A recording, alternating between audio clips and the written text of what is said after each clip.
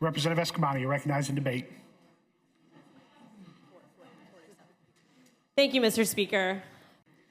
Members, if this was about ghosting in relationships, I think there'd be bipartisan support on that. But that's not what this bill is about. This bill is about making it more difficult for Floridians, hardworking Floridians, to access the unemployment system.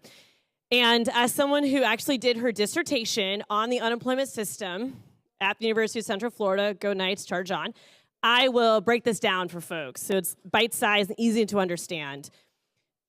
To qualify for unemployment in Florida, you have to be someone who is able to work, who had a W-2 job, not a gig economy job.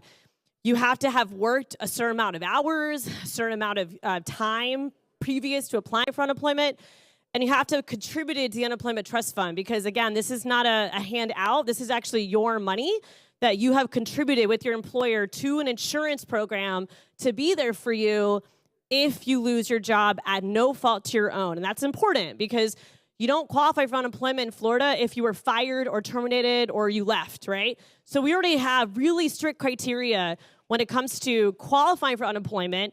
And then unfortunately, we continue to see delays for those who apply for unemployment. And many of us were here during the COVID-19 pandemic when our offices were flooded with unemployment cases. My office saw more than 60,000 claims, but many of us each had our workload. And we saw these just absurd delays for folks to get their benefits. I hate to break it to y'all, but those delays haven't gone away.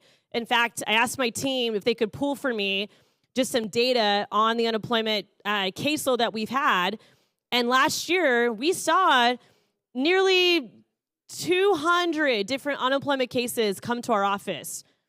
And that's a year with normal UI rates, right? Now, granted, we just saw Amazon and UPS make huge layoffs this past month, and I am seeing an uptick in unemployment cases of folks who are coming from high wage earners who are now having to figure out what to do with an unemployment system that is underfunded, that is delayed.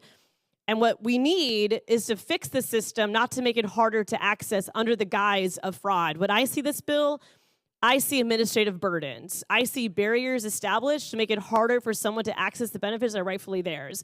I appreciate and recognize concerns of fraud. That is important without a doubt.